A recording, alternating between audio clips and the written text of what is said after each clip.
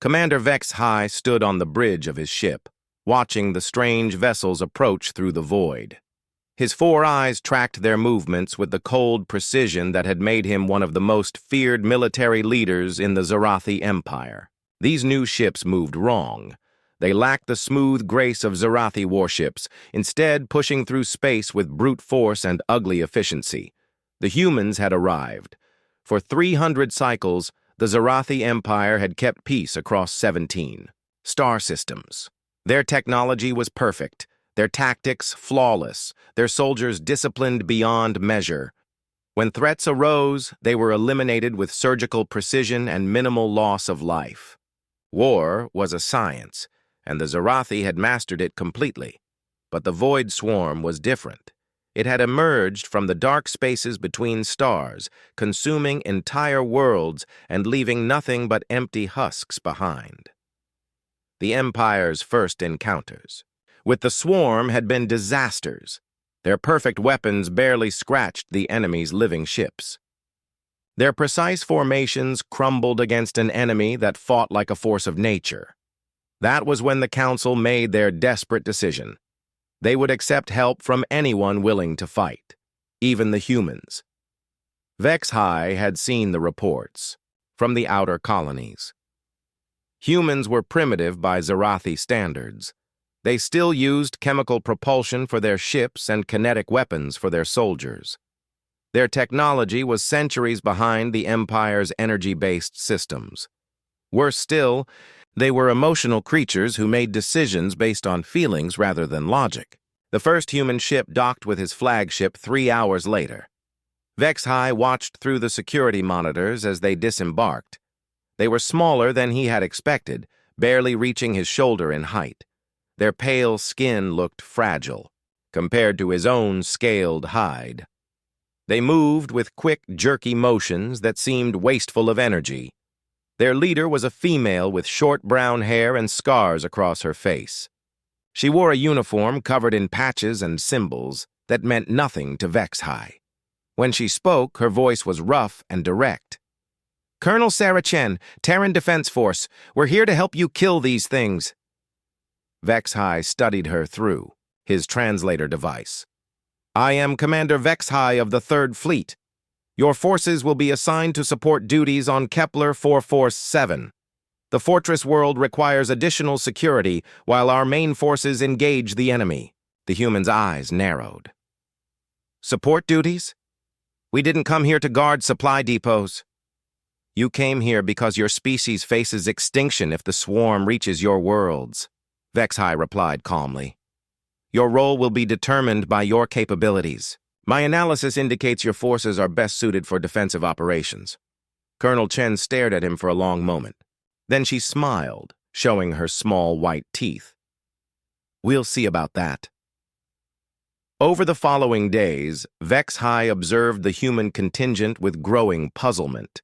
They had brought only 500 soldiers, but they acted as if they owned the station. They explored every section, asked endless questions about equipment and procedures, and somehow managed to befriend members of 6 different alien species, despite speaking none of their languages. Their equipment was even more primitive than the report suggested. Their personal weapons fired small metal projectiles using controlled explosions. Their armor was made from woven fibers and ceramic plates rather than energy shields. Their medical supplies consisted of chemical compounds and physical bandages instead of cellular regenerators. Most disturbing of all were their social behaviors. Zarathi soldiers spent their free time in meditation or equipment maintenance, preparing mind and body for combat. Humans gathered in groups to share food, tell stories, and engage in verbal sparring that often led to laughter. They wasted precious rest periods checking on their companions' emotional states, rather than ensuring optimal physical condition. Vex High watched one such gathering through the observation deck. A large human male with dark skin was describing a battle on some distant world, waving his hands dramatically as he spoke. The others listened with rapt attention, occasionally interrupting with questions or comments. When he finished, they all made loud noises that his translator identified as laughter. Inefficient, Vex-High muttered to his aide, Lieutenant Kexmore. They waste energy on meaningless social bonding when they should be preparing for combat. Perhaps it is their way of preparation, Kexmore suggested. Some species use ritual behaviors to maintain unit cohesion. Vex-High dismissed the idea with a flick of his tail. Cohesion comes from training and discipline, not from sharing meals and stories. These creatures are not soldiers. They are barely organized at all. The humans proved his point during their first training exercise. Zarathi forces moved with perfect synchronization, each soldier knowing their exact role and position at all times. The humans scattered across the battlefield like water droplets, following no apparent pattern or strategy. When the simulation ended, they had technically achieved their objectives, but their methods defied all military logic. Colonel Chen approached him afterward, her face flushed from exertion. Not bad for a first run. Your people are impressive in formation. Your forces lack discipline, Vex-High stated bluntly. Their movements are chaotic and wasteful. How do you coordinate without proper communication protocols? We adapt, Chen replied simply. Plans are good until the shooting starts. Then you do whatever works. Victory requires precise execution of proven tactics, Vex-High countered. Chaos leads only to defeat and unnecessary casualties. Chen's expression grew serious. Commander, with respect, you've been fighting civilized enemies who follow rules. The swarm doesn't play by anyone's rules. When they come for you, your perfect tactics won't mean much if you can't adapt. Vex-High felt his scales bristle with irritation. The Zarathi Empire has maintained galactic peace for 3 centuries through superior strategy and technology. We do not require instruction in warfare from primitives. The human colonel stared at him for a moment, then nodded slowly. You're probably right. We'll stick to our assigned duties and try to stay out of your way.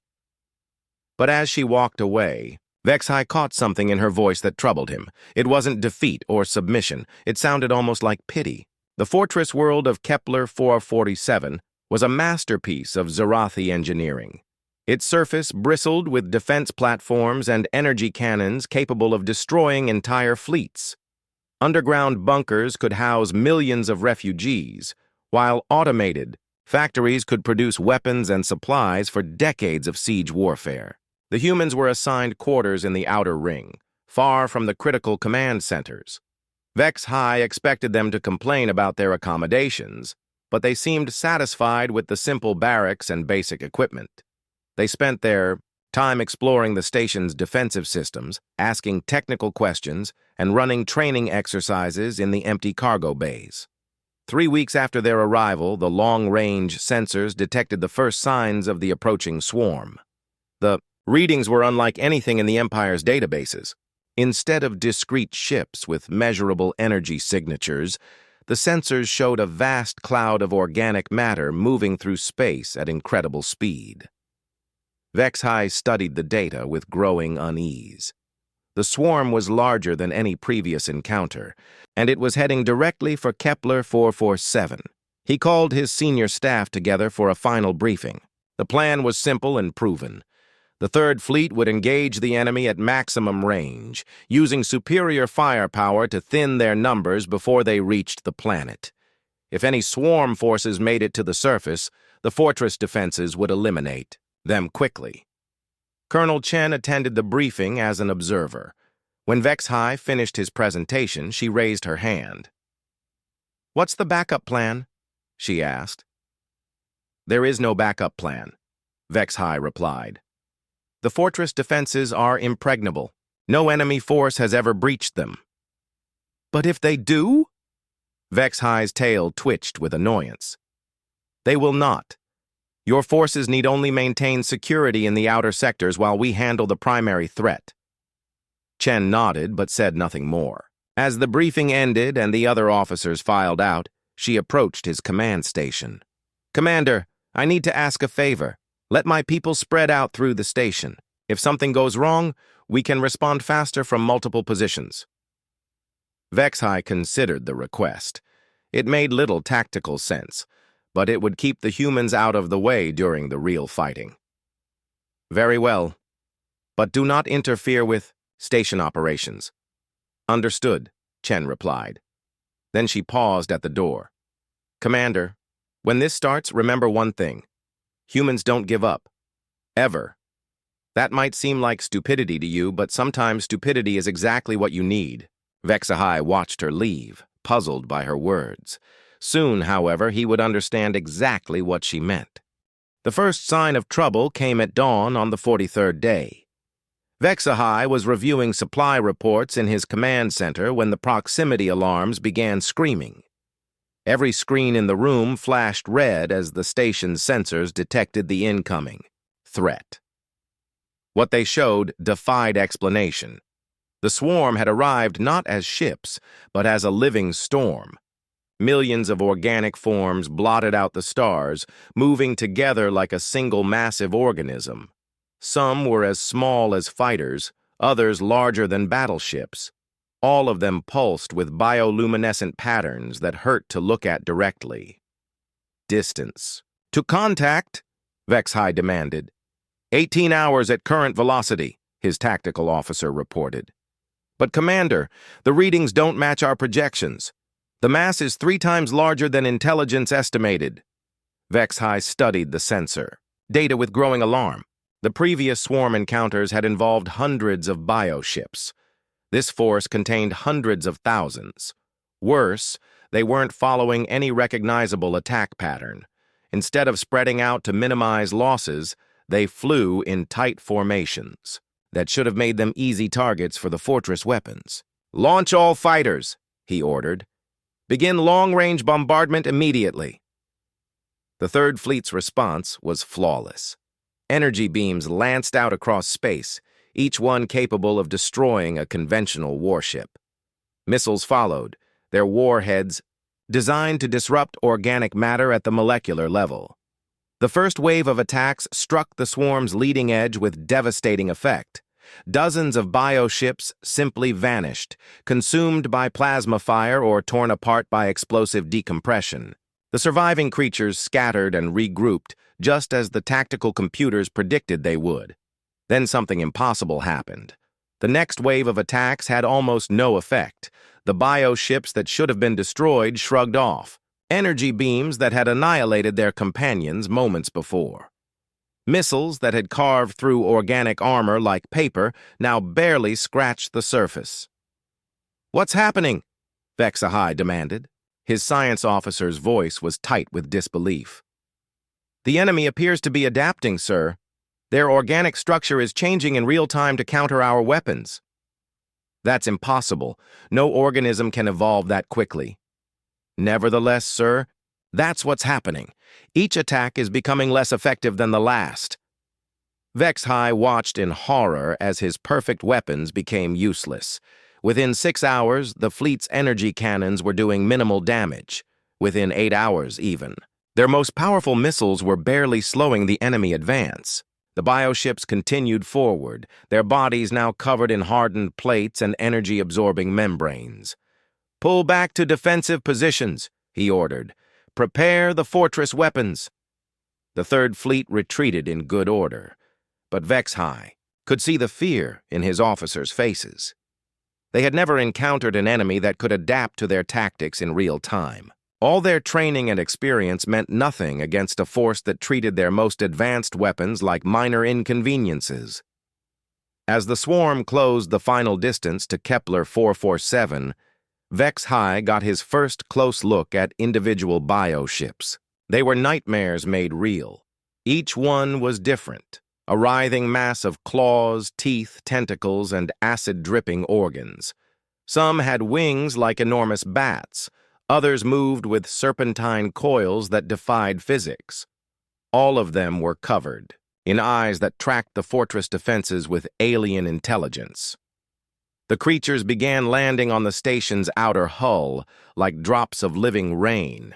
The fortress weapons fired continuously, but the bioships had adapted to those as well.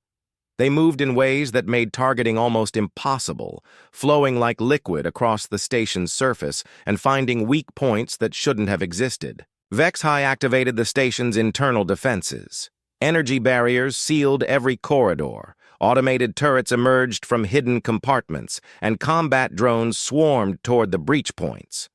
For a moment, he allowed himself to hope that the fortress systems would hold.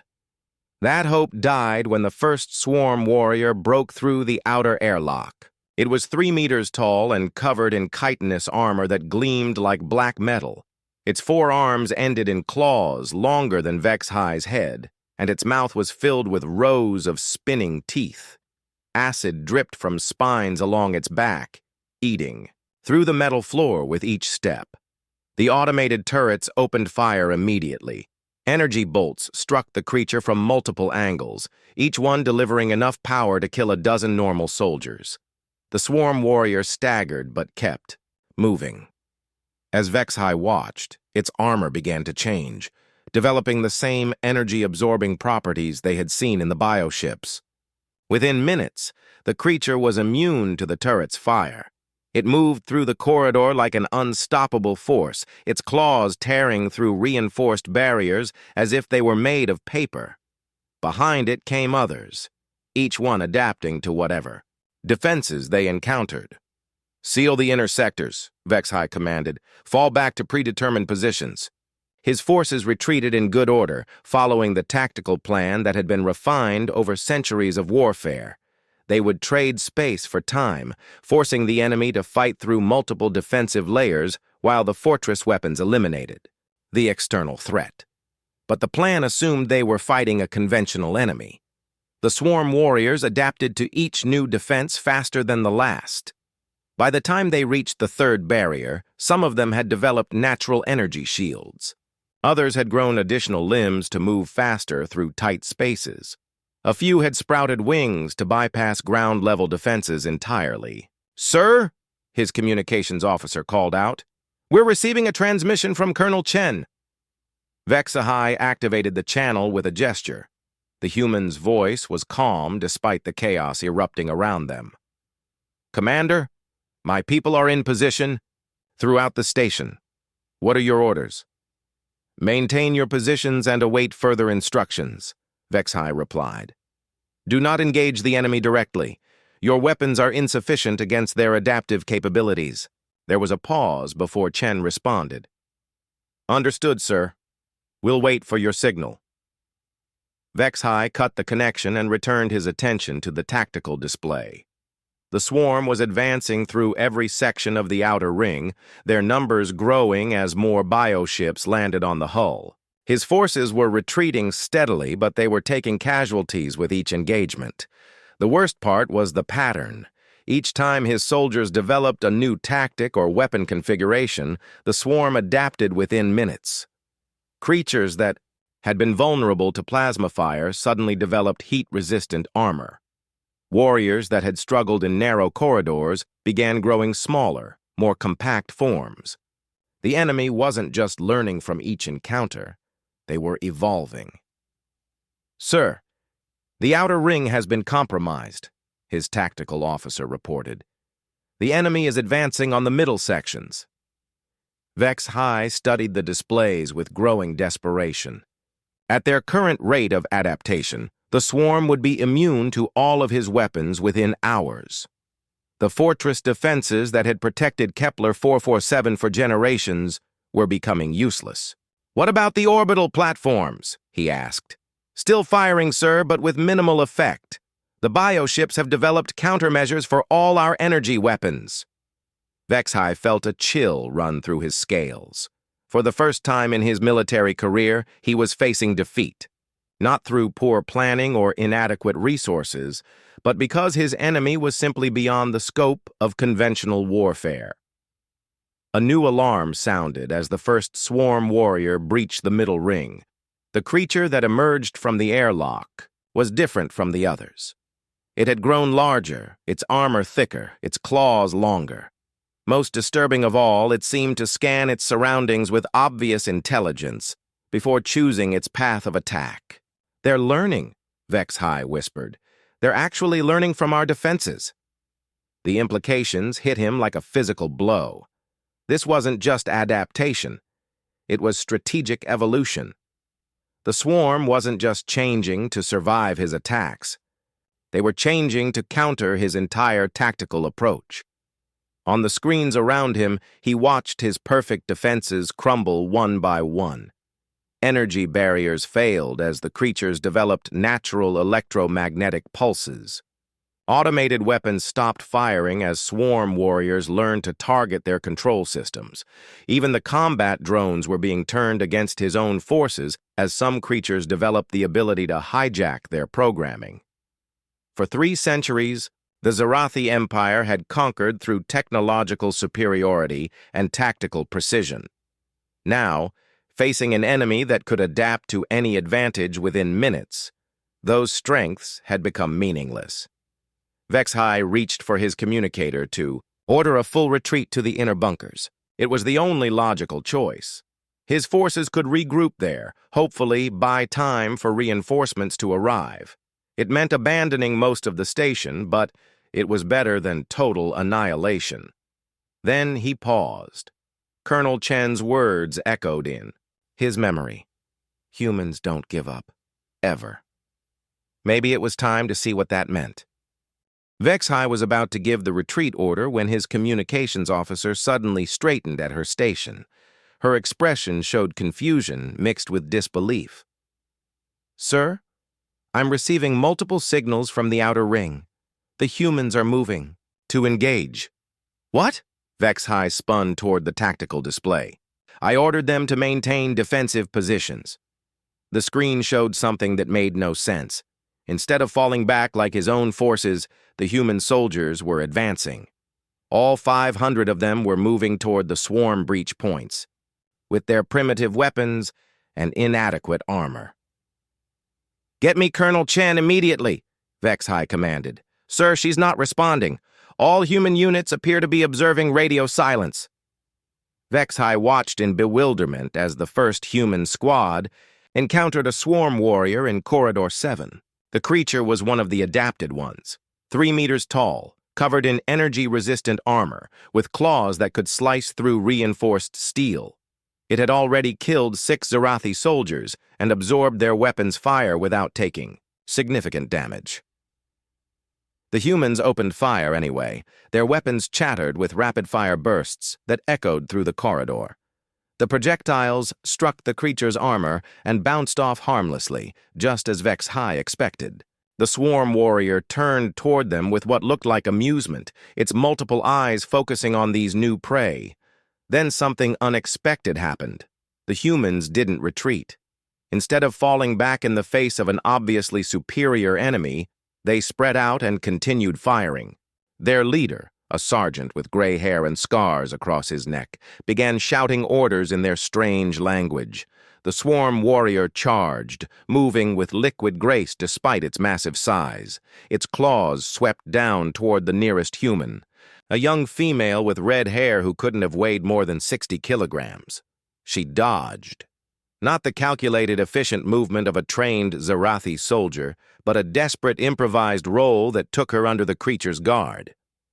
As she moved, she pulled something from her belt, a small explosive charge that she slammed against the warrior's leg joint. The explosion was tiny by military standards, barely enough to damage a light vehicle, but it struck the one place where the creature's adaptive armor was weakest, where hard plates met softer tissue. Dark fluid sprayed from the wound as the swarm warrior staggered. The other humans didn't hesitate.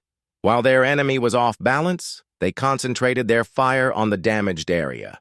Their bullets might bounce off the creature's armor, but they could tear through exposed flesh easily enough.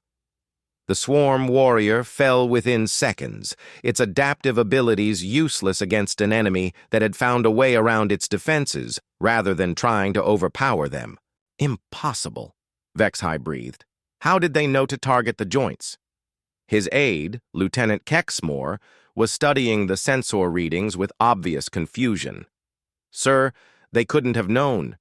They had no data on the creature's anatomy or defensive capabilities. Then how? They They appear to be improvising, sir. Each engagement is different, but they keep finding weaknesses. Vex High switched the display to show other human positions throughout the station.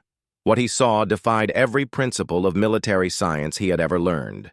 In Corridor 12, a human demolitions expert was fighting 3 swarm warriors simultaneously. His explosives were useless against their adaptive armor, so he had switched to using them to collapse sections of ceiling, trapping the creatures under tons of debris. When that stopped working, he began using shaped charges to redirect the station's ventilation systems, flooding the area with superheated air that the creatures couldn't adapt to quickly enough. In Section 15, a human medic was treating wounded soldiers while swarm claws raked across her back. She should have been dead 3 times over, but she kept working, her hands steady as she applied primitive bandages and administered chemical stimulants. The creatures seemed almost confused by her refusal to acknowledge their attacks as life-threatening. Most disturbing of all was what happened in the central hub. A squad of 20 humans had encountered a group of swarm warriors that had already adapted to every weapon the Zarathi possessed. Their armor was proof against energy weapons. Their speed made targeting impossible, and their claws could cut through any known material. The humans charged them anyway. Not with weapons, those were useless. They charged with pieces of broken metal, improvised clubs, and their bare hands. The swarm warriors evolved to break the will of their enemies through superior firepower. And terrifying appearance, found themselves facing creatures who seemed to interpret certain death as a personal challenge. Vex High watched a human sergeant, the same one who had been telling stories in the recreation area, grab a swarm warrior by its throat and refuse to let go even as its claws tore through his chest. His squad mates used his sacrifice to get close enough to attack the creature's eyes, the one part of its anatomy that couldn't be armored without sacrificing vision. "They're dying," Kexmore whispered. "They're all going to die." But they weren't. Not all of them. For every human who fell, they took at least one swarm warrior with them. More importantly, they were buying time for others to find new weaknesses, new approaches, new ways to turn the enemy's strengths against them. In Corridor 23, Vex High watched a human engineer jury-rig the station's artificial gravity, generators to create a localized gravitational anomaly. The swarm warriors, adapted to fight in standard gravity, couldn't adjust quickly enough to the constantly shifting forces. They smashed against walls and each other, while the humans, somehow, managing to coordinate their movements despite the chaos, picked them off one by one. "How are they communicating?" Vex High demanded. "They're maintaining radio silence, but they're coordinating like a single organism." "I don't know, sir. There's no detectable communication between units, but they're sharing tactical information. Somehow. Watch." On the screen, Vex High saw a human squad encounter a new type of swarm warrior, one with natural camouflage that made it nearly invisible. Within minutes of the first sighting, every human unit in the station seemed to know about the creature's capabilities and how to counter them. "It's like they're learning from each other's experiences instantly," Kexmore observed. "But that should be impossible without quantum communication networks." Vex High was beginning to suspect that the humans had capabilities his species didn't understand. Not technological capabilities, their equipment was still primitive, but something else. Something that let them adapt to changing conditions, faster than creatures specifically evolved for adaptation. The battle raged for 6 hours.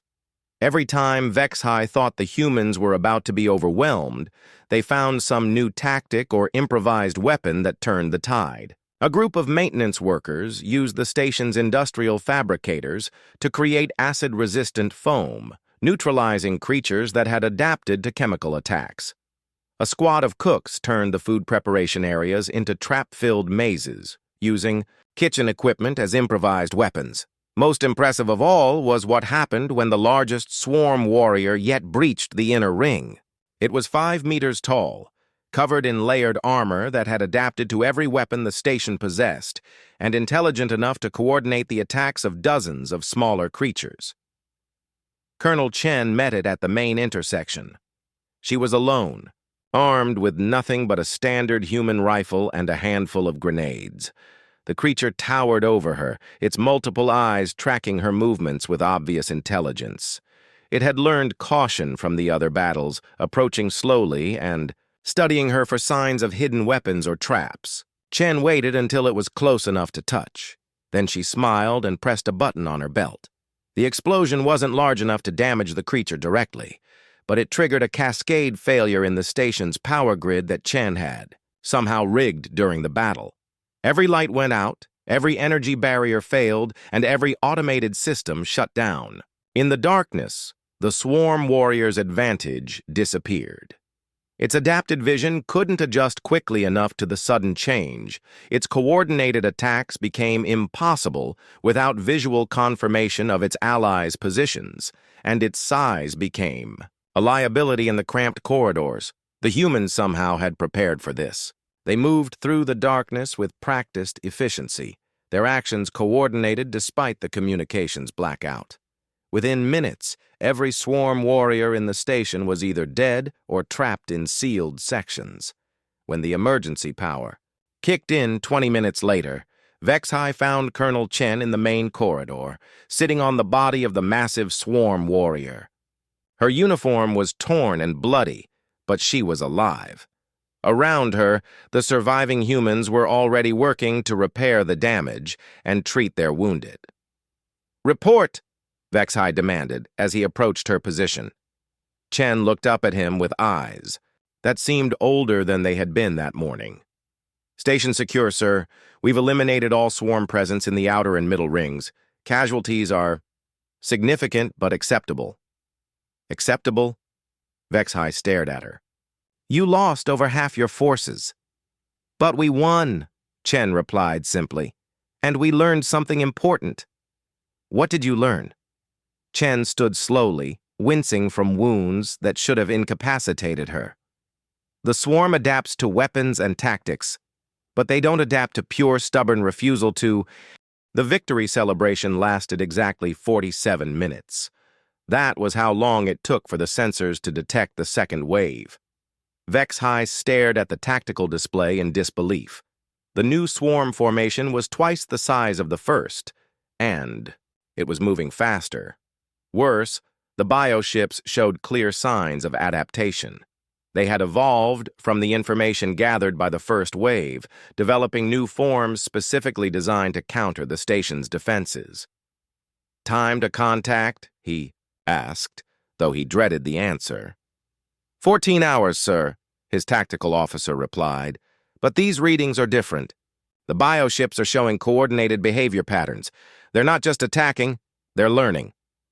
Around the command center, Vexhai's staff worked with quiet desperation. The first battle had cost them 60% of their automated defenses, most of their energy weapons, and nearly all of their reserves. The humans had saved the station, but at a cost that left them vulnerable to any follow-up attack. "What's the status of our remaining forces?" Vexhai asked. Lieutenant Kexmore consulted his reports. 700 Zarathi personnel combat ready. The human contingent is down to 237 effectives. Many of those are wounded but refuse medical evacuation. Vexhai pulled up the casualty reports on his personal display. The numbers were staggering. In a single engagement, the humans had suffered losses that would have broken any normal military unit. Yet they were already preparing for the next battle, treating their wounded with primitive supplies and salvaging weapons from the debris. "Sir," his communications officer called out, "Colonel Chen is requesting a meeting with all senior staff." "She's wounded. Tell her to rest and let her medical personnel handle preparations." "Sir, she says it's urgent. Something about the second wave." Vexhai hesitated, then gave his consent. The humans had earned the right to be heard. Chen arrived 20 minutes later, moving carefully but under her own power. Her left arm was in a crude sling, and there were field bandages visible under her torn uniform. But her eyes were alert and focused. "Commander, we need to talk about what's coming," she said without preamble. Vexhai gestured to the tactical display. The second wave is larger and more adapted than the first. Our analysis suggests they've evolved specific countermeasures to our defensive systems. That's not what worries me, Chen replied. The first wave wasn't trying to win, it was gathering intelligence. The command center fell silent. Vex-High felt his scales prickle with unease. Explain. Chen moved to the display and pointed at the sensor readings. Look at their behavior. The first wave engaged every defensive system we had even when it was tactically unnecessary. They tested our energy weapons, our barriers, our automated systems, even our gravity generators. They were mapping our capabilities. The swarm adapts to threats, Vex-High said. That's their nature. No, sir. Adaptation is reactive. This was proactive. They were conducting reconnaissance by force, using their own casualties as data points. Now they know everything about how we fight. Kexmore studied the readings with growing alarm. If that's true, then the second wave will be immune to everything we used against the first. Not immune, Chen corrected. Evolved. They'll have specific adaptations designed to counter our exact tactical approach. Our weapons, our defenses, our entire military doctrine, they've seen it all and planned accordingly. Vex-High felt a chill that had nothing to do with the station's climate. Control. What are you suggesting? I'm suggesting that when they arrive, they'll be ready for everything the Zarathi Empire can throw at them. Every tactic, every weapon, every strategy you've developed over 3 centuries of warfare, it's all useless now. The implications hit Vex-High like a physical blow. If Chen was right, then his forces would be facing an enemy that had evolved specifically to defeat them. Every advantage the Zarathi possessed would be turned against them. Then we evacuate, he said finally. We fall back to the inner systems and regroup. With what? Chen asked. Sir, with respect, the swarm isn't going to stop here. They'll adapt to whatever you throw at them next, and the next time, and the time after that. Every battle you fight gives them more data, makes them stronger. Then what do you propose? Vex-High demanded. Surrender? Chen's expression grew, grim. I propose we give them something they can't adapt to. Over the next 6 hours, Vex-High watched his carefully ordered world transform into something unrecognizable. The humans scattered throughout the station, not to defensive positions, but to maintenance areas, workshops, and storage bays. They worked with frantic efficiency, dismantling equipment, rewiring systems, and building things that defied every principle of military engineering. In the fabrication bay, a team of human engineers was converting industrial machinery into weapons that belonged in no tactical manual. They had created projectile launchers that fired random debris at unpredictable velocities, energy disruptors, that generated chaotic interference patterns and mobility systems that seemed designed to break their own operators. What are they doing? Kexmore asked, studying the security feeds. Vex-High had no answer. The human preparations made no logical sense. They were building weapons with no standardization, defenses with no predictable patterns, and tactics that seemed to change every few minutes. In Sector 7, he watched a group of human soldiers practicing combat maneuvers that violated every principle of military efficiency. They moved in irregular patterns, changed formation randomly, and used hand signals that appeared to be improvised in real time. A human sergeant, the same one. 3 days after the second battle, reinforcements from the Zarathi fleet arrived at Kepler 447. Admiral Zexathara came aboard expecting to find a ruined station and desperate survivors. Instead, she found humans singing while they repaired hull, breaches and Zarathi engineers working alongside them with expressions of confused admiration. Vex-High met her at the docking bay, his uniform clean, but his eyes carrying a weight that hadn't been there before the battles. Report, Admiral Zexathara commanded. Station secure, swarm forces eliminated, casualties within acceptable parameters. Vex-High paused, searching for words that could explain what had happened. The humans, They fought well. The Admiral studied his face with the sharp attention that had made her one of the Empire's most successful commanders. You look disturbed, Vex-High. What aren't you telling me? The humans have capabilities we did not anticipate. Their methods are unconventional, but effective. A loud crash echoed through the docking bay, followed by what sounded like laughter. Through the observation windows, they could see a group of human soldiers helping Zarathi technicians install new defense systems. One of the humans had apparently dropped a heavy component, but instead of showing the embarrassment or fear that would be normal among Zarathi, he was making jokes about it while his companions laughed. They seem remarkably cheerful for soldiers, who just survived 2 major engagements, the Admiral observed. That's part of what disturbs me, Vex-High admitted. They took 60% casualties in the first battle, 40% in the second, and they're acting like they won a minor training exercise. They walked through the station together, and Admiral Zex Thara began to understand what had shaken her subordinates so deeply. The humans were everywhere, working alongside Zarathi personnel with an ease that defied military protocol. They offered suggestions, asked questions, and somehow managed to improve systems they had never seen before through pure intuition and creative thinking.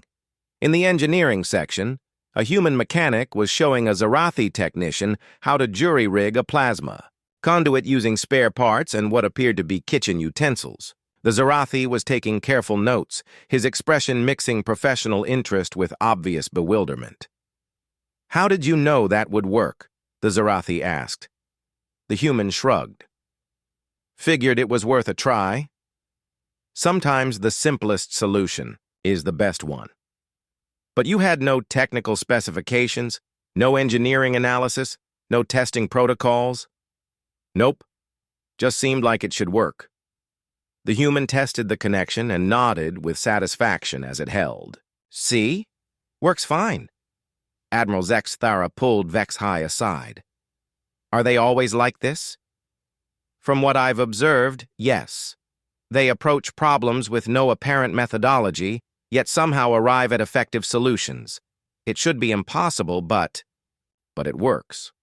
It more than works.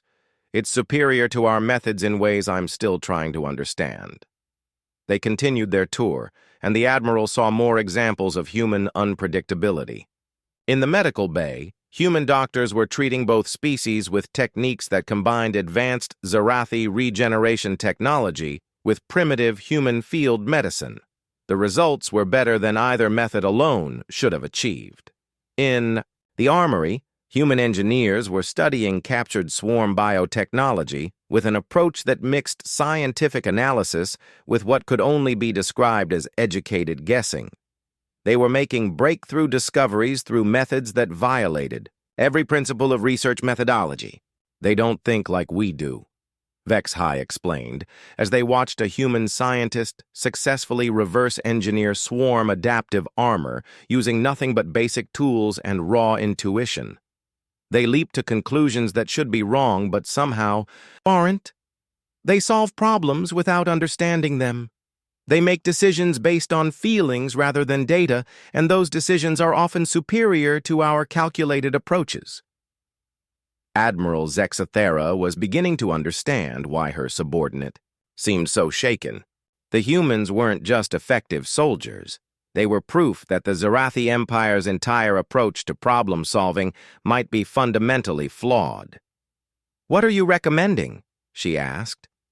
"Immediate integration of human personnel into all fleet operations, not as support troops or auxiliaries, but as full partners. Their methods complement our capabilities in ways that multiply our effectiveness exponentially." The Admiral considered this carefully.